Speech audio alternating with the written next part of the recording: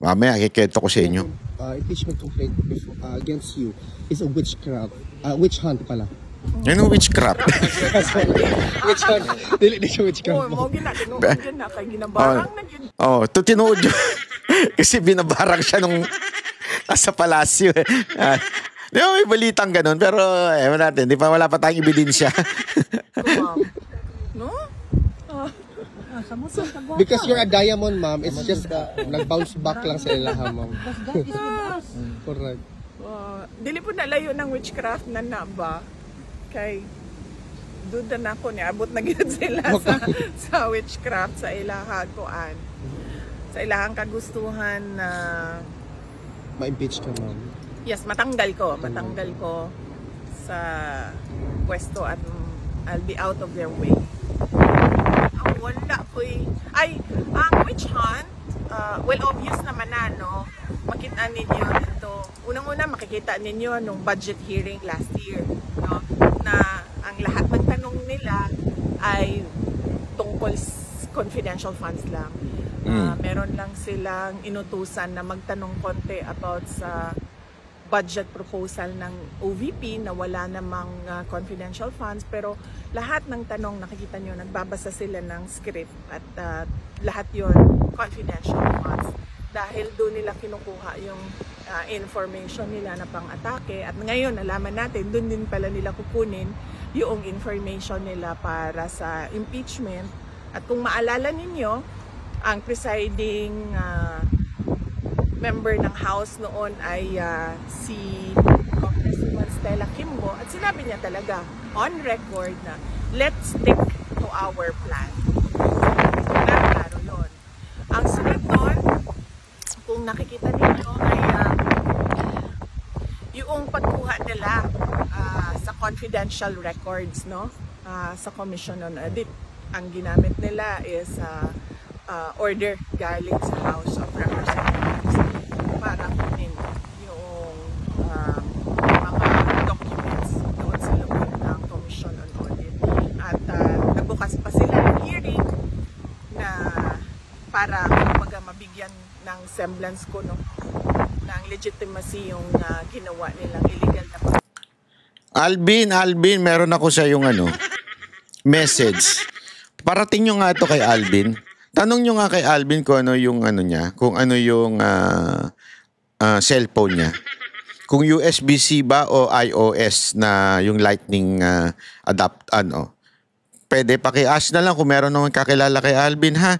Tapos i-message nyo po ako through some of our friends o kahit kay Ann Harot, better kay Ann Harot.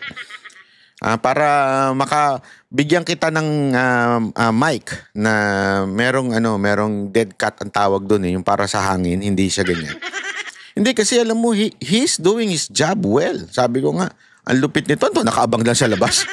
Hindi ko, alam mo yung bata ito nung taon to, napaka sipag, nakaabang lang. Paano mo naabangan yung mga yan? Buti, ikaw nga pinagkukuhanan ng ng source ng media, so kudos sa'yo. Pero again, ang alak di nilalagay sa utak, ha? Sa tiyan lang, ha?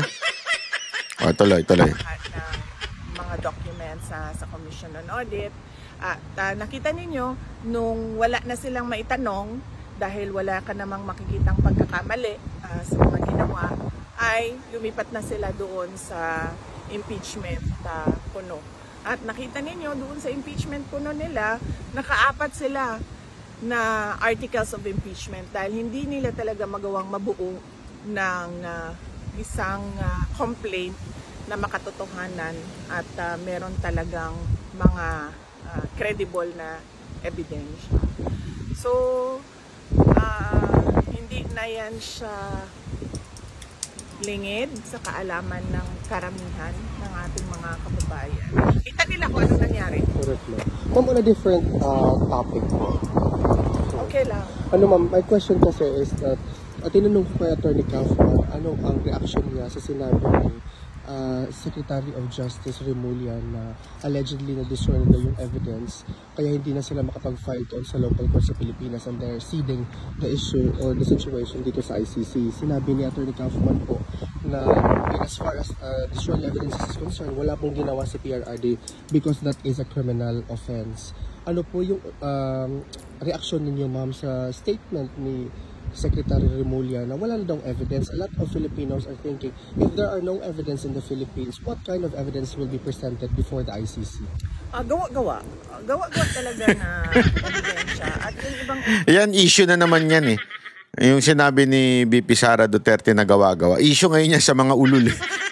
Pero sa totoo lang, isipin mo, saan ka nakakita? Ha? Saan ka nakakita ng demanda sa'yo? Tapos pag tinanong nung judge, anong ebidensya mo? May witness ka ba? Wala po. Maghahanap po. May tawag dyan eh. Di ba? May tawag po dyan. Oh, ewan ko. Tanungin nyo yung mga abogado. May tawag sila dyan eh. Yung ganyang klaseng demanda na wala lang. Pag tinanong mo, wala po kaming hawak na ebidensya. Tapos ngayon, sinisisi nila, sinira daw ng mga Duterteng ebidensya. Bakit hindi nyo itanong yung EPAL na contest na yon? Yung abogadong EPAL? Ha? Abogado ng mga supporter ng mga terorista? Bakit di nyo tanungin? Di ba? Ba't di nyo siya tanungin? Bakit di nyo tanungin na, asa na yung sinasabi mo mga paratang nyo? Na EJK, asa na yung mga witness? Bakit di nyo ma-produce? Ngayon, ang nakakapagtaka, inaksyonan ng gobyerno na wala pa na silang hawak na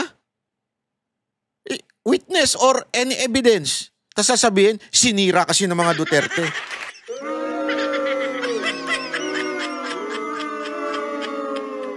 Hindi ba ho? Yun lang sana sa akin. Hindi ko maintindihan bakit yung mga ulul na yan, daldal ng daldal noon. Isama mo na yung mga congressman na ang dami sinasabing, ito, EJK. Yung pala naman, wala. Wala. Di ba? Ngayon, magtataka sila. Anong kailangan Kasi siguro, binura Duterte, gobyerno. ebidensya nila, meron din tayong ebidensya na kinuha yon by force or intimidation or harassment of individuals. So, makikita din natin yun soon, very soon. Will you be attending the SONA, VP? Of course not. No SONA for me. Kasi confirm na yung natin, Korea natin na Filipino community natin. Bukod po dito sa The Hague, do you intend to visit other places in your district? Wala po. Dito lang kami sa Hague, sa duration ng duty ko. So July ano ba ako? Kailan ako dumating? July 5 hanggang July 23 yung sa akin. And then darating sa susunod si Hanilet. So actually, dito po kayo sa SONA, no? You will be here. Out of the country. Hindi. Oo, kasi July 23 ako alis ng Hague. So dito lang kami and kasi inaano namin yung 4 days a week na kasi yung bisita.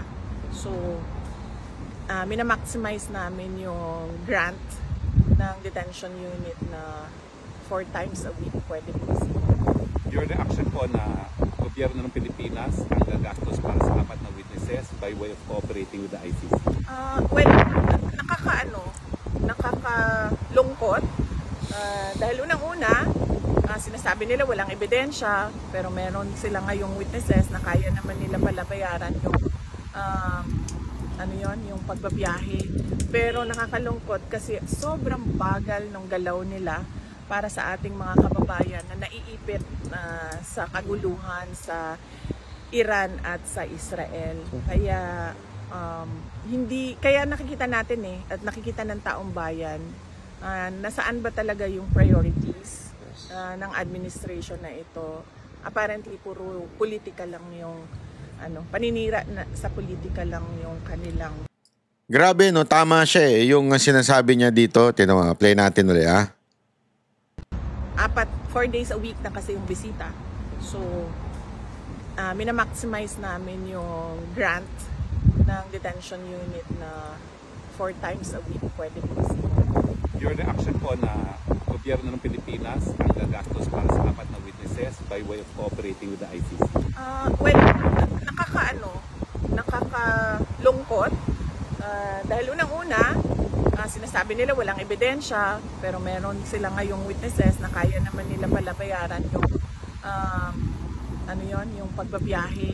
Pero nakakalungkot kasi sobrang bagal ng galaw nila para sa ating mga kababayan na naiipit sa kaguluhan sa Iran at sa Israel. Kaya kaya nakikita natin at nakikita ng taong bayan nasaan ba talaga yung priorities ng administration na ito. Apparently puro politika lang yung paninira sa politika lang yung kanilang prioridad.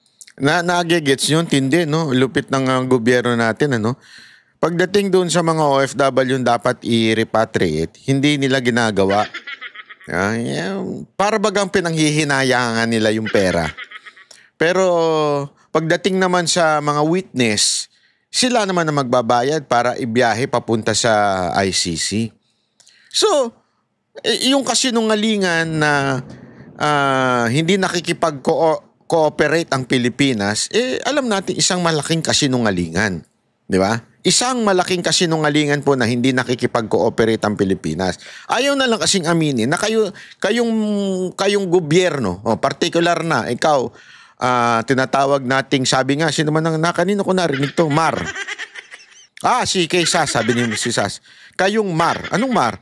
Marcos Araneta Romualdez. Ito yung kayong Mar, kayo ang may kagagawan ng pagpunta ni Pangulong Duterte doon. Ayaw nyo pang aminin, kesyo ang dami nyo pang sinasabi, kesyo ang dami nyo pang palusot.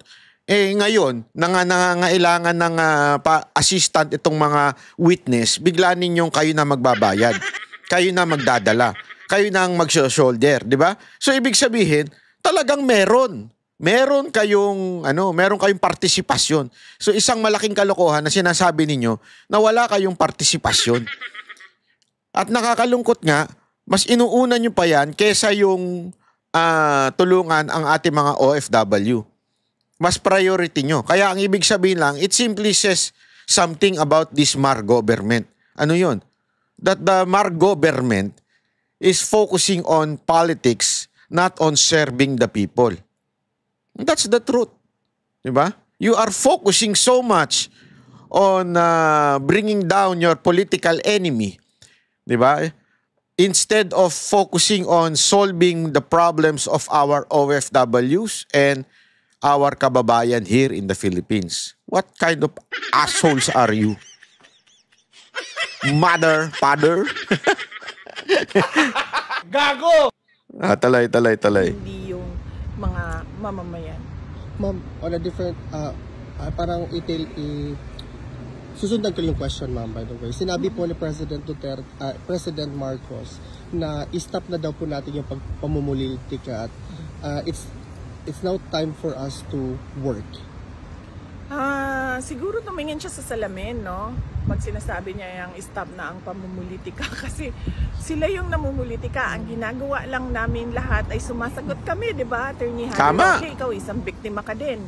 Oh. Dahil you are known to be an ally and a very close lawyer of President Duterte. So, wala naman kaming ginagawang atake.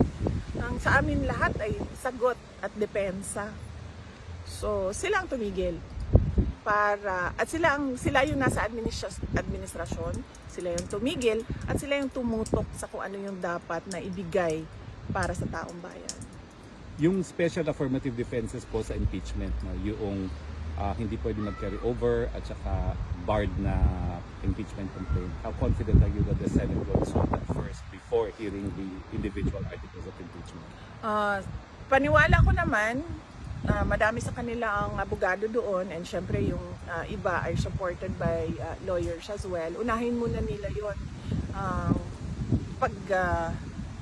pagdesisyon doon sa question ng validity ng fraud complaints and yung crossover ng trial from the 19th to the 20th Congress. Yung notice of disallowance po sa fourth quarter ng confidential fund na pending appeal, wala pa pong resolution ng appeal ni Ron? Wala pa kaming i-check ko sa Office of the Vice President. Thank you, ma'am. Okay. Well, I know you've salamat. answered it already, but Tatay Digo, how is he? So si PRD, kanina no, ipa-expound kung ano yung skin and bones, payat siya. Yan. At sobrang payat niya na hindi niyo pa siya nakita na ganito kapayat. Siguro nakita ko siyang ganito kapayat nung binata pa siya. Yan, yun. Oh. Binata pa siya. Mm. Yung kanyang braso ay kalahati lang ng braso ko. So ganyan siya kapayat. But para sa akin lang ha, he looks good na payat siya kesa sa yung ano siya, malaki ang tiyan, tapos parang unhealthy tingnan at mukhang nakakatakot para sa kanyang heart. So I like him this way, medyo slim. Pero nabanggit nyo yung baho sa kanya na naaabala yung mga supporters niya na mabilis sa pagpapayat niya. Oo, nabanggit ko din na yun sa kanya. Sabi ko nga kanina, naiintindihan namin yung concern. Because ang is, yung pagpayat niya ay hindi naman niya kagustuhan dahil talaga yon sa appetite, loss of appetite niya. No? Siguro sa mga pangyayari and of course siguro kasi hindi traditional Filipino food yung niya, nakasanayan. Yung mga pagkaing Pilipino na nakasanayan niya, hindi yung yun. Mamaya meron ako talagang sasabihin sa inyo na bakit yung sinasabi ni VP Sara Duterte at yung sinabi ni Ma'am Elizabeth parang nagtutugma. Pareho ang nangyari. Kasi dito sinasabi niya pumayat but he looks better and healthier. Parang ganon. Yun ang sinasabi ni VP Sara Duterte. Yun din ang sinasabi ni Ma'am Elizabeth. Ang meron dito para sa kanya ngayon. At one more last question po, Pisa. Nabalitaan niyo po ba yung unity walk namin ng July 5? Yes, oo. Nakita ko din yung videos. Nabanggit ko din. 7 kilometers. Nabanggit ko din kay dating Pangulong Duterte yung Unity Walk July 5 dito sa The Hague. At nabanggit ko din yung Run for Duterte, yung fun run sa Davao City at sa Cebu noong July 6. So nabanggit kasi yon sa kanya. And alam din po niya sa 19. Sa 19, bukas ko babanggitin na sa kanya, nakalimutan ko kanina kasi nag-updating lang ako kung anong mga nangyari. So mag-update ako kung ano yung mga future na mangyayari bukas. Thank you, VP. Thank you, ma'am. Salamat. Mabuhay po kayo, Thank ma'am. you. Ayan, okay. Ang boses ng masa hindi natatakot. Katotohanan lang, di kami nalulunod. Walang bahid ng sismis, lahat ay totoo. Kahit sino ka pa, pag mali ka babanatan ka. Walang pinipili kulay, wala kaming kinikilingan. Basta para sa bayan, kami lalaban. Pagtama palakpakan, pag mali banatan. Di matitinag, di matatakot, para sa bayan tuloy ang sigaw. Sa harap ng kamera, walang halong takot. Mga baluktot, lahat kayo'y tutumba. Ang hustisya at totoo, yun lang ang mahalaga. Kahit sinong harang, di kami matitinag. Walang pinipiling kulay, wala